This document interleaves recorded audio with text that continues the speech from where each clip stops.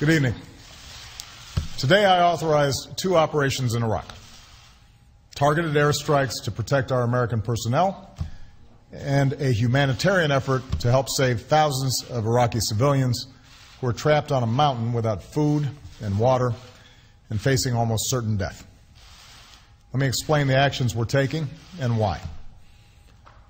First, I said in June, as the terrorist group ISIL began an advance across Iraq, that the United States would be prepared to take targeted military action in Iraq if and when we determined that the situation required it. In recent days, these terrorists have continued to move across Iraq and have neared the city of Erbil, where American diplomats and civilians serve at our consulate and American military personnel advise Iraqi forces. To stop the advance on Erbil, I've directed our military to take targeted strikes against ISIL terrorist convoys should they move toward the city.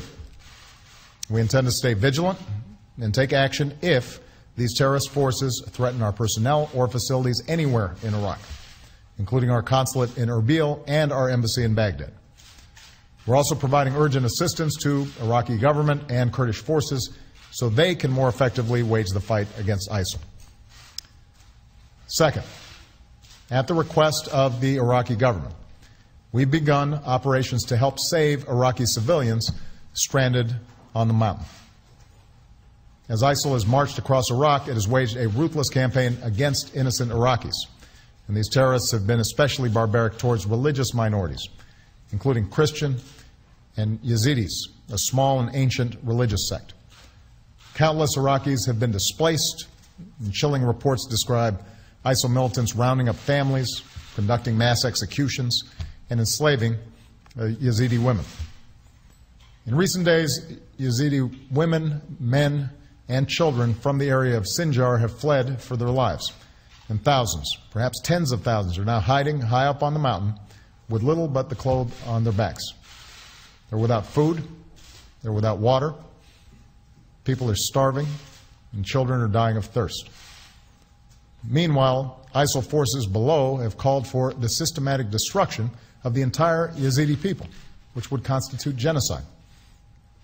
So these innocent families are faced with a horrible choice: descend the mountain and be slaughtered, or stay and slowly die of thirst and hunger.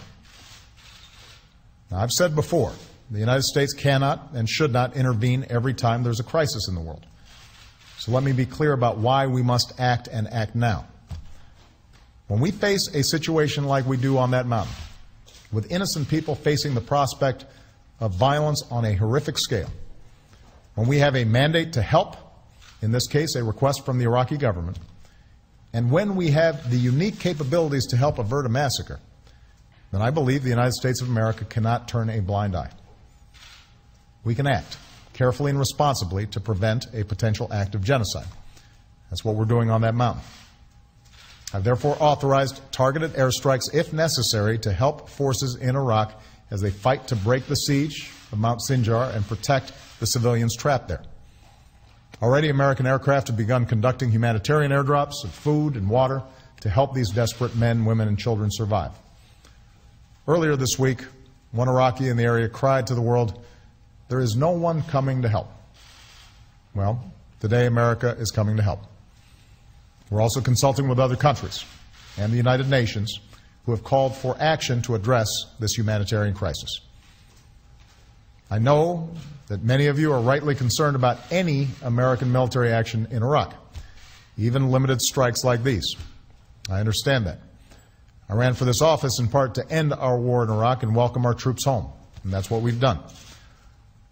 As Commander-in-Chief, I will not allow the United States to be dragged into fighting another war in Iraq. And so even as we support Iraqis as they take the fight to these terrorists, American combat troops will not be returning to fight in Iraq, because there is no American military solution to the larger crisis in Iraq.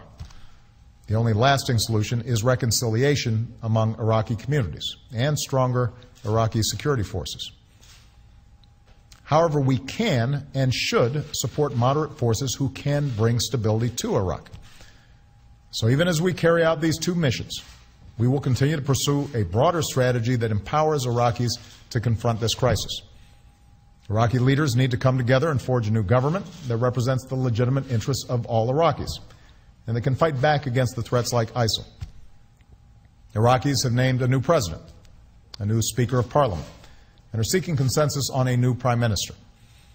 This is the progress that needs to continue in order to reverse the momentum of the terrorists who prey on Iraq's divisions. Once Iraq has a new government, the United States will work with it and other countries in the region to provide increased support to deal with this humanitarian crisis and counterterrorism challenge. None of Iraq's neighbors have an interest in this terrible suffering or instability, and so we'll continue to work with our friends and allies to help refugees get the shelter and food and water they so desperately need, and to help Iraqis push back against ISIL. The several hundred American advisors that I ordered to Iraq will continue to assess what more we can do to help train, advise, and support Iraqi forces going forward. And just as I consulted Congress on the decisions I made today, we will continue to do so going forward.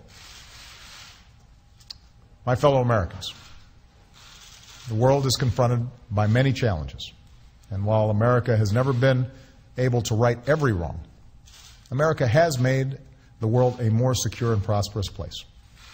And our leadership is necessary to underwrite the global security and prosperity that our children and our grandchildren will depend on.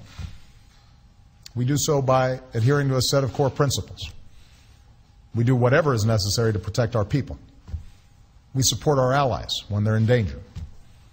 We lead coalitions of countries to uphold international norms. And we strive to stay true to the fundamental values, the desire to live with basic freedom and dignity that is common to human beings wherever they are. That's why people all over the world look to the United States of America to lead. And that's why we do.